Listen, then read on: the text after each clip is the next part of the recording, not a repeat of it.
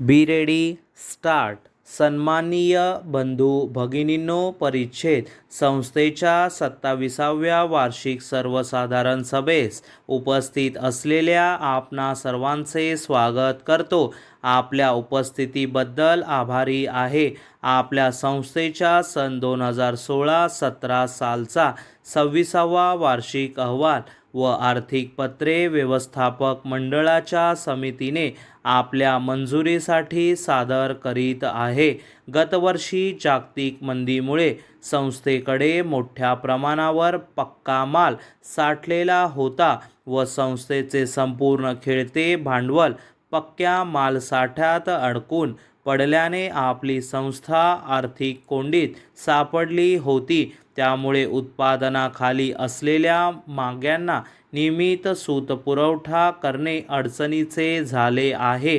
परिणामी संस्थेच्या कापड उत्पादनात घट करणे भाग पडल्याने अहवाल सालात उत्पादनात मोठ्या प्रमाणात घट करणे झाल्याचे दिसून येते. परिच्छेद संस्थेकडील संचित मालसाठा कमी करण्याच्या दृष्टीने विक्रीसाठी ठोस प्रयत्न करण्याची नितांत गरज लक्षात घेऊन गावोगावी जाऊन तेथील सहकारी संस्था यांच्याशी प्रत्यक्ष संपर्क साधून माल विक्रीचे प्रयत्न करण्यात आले.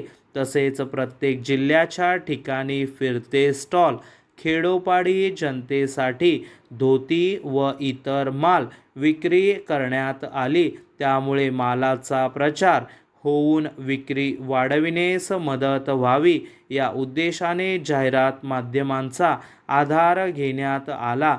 तसेच विक्रीवरील कमिशन दरात वाढ करण्यात आली. नवीन बाजारपेठ मिळणेस्तव कर्नाटक राज्यातील निरनिराळ्या संस्थेशी संपर्क साधण्यात आला. चालू वर्षी सभासदांना मंजुरी दर वाढवून दिलेले आहेत. यामुळे संस्थेस नुकसान होत असूनही केवळ माग बंद पडून विनांवर बेकारीचा प्रसंग येऊ नये या विचाराने अजूनही त्याच पद्धतीने उत्पादन चालू ठेवले आहे. नवीन माग मंजूर होऊन आल्यानंतर त्यात फरक होईल अशी अपेक्षा आहे. परिच्छेद सन 2016-17 या अहवालात सालात मंडळाच्या सभासद संख्येत 50नी वाढ झालेली आहे. सभासद भाग भांडवलात ₹7,500नी वाढ झालेली आहे.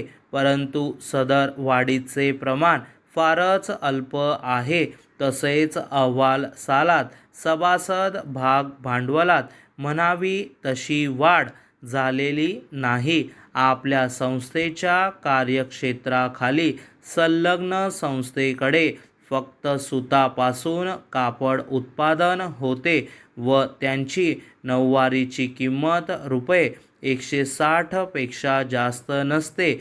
म्हणजे इतर विविध प्रकारचे भारी किमतीचे कापड उत्पादन जवळजवळ नाही म्हटले तरी वावगे ठरणार नाही. परंतु आपल्या संस्थेस निरनिराळ्या भागात विक्री केंद्रे उघडावयाचा विचार असल्याने विक्री केंद्राच्या प्रत्येक ग्राहकाच्या पसंतीप्रमाणे माल उपलब्ध करू शकत नाही.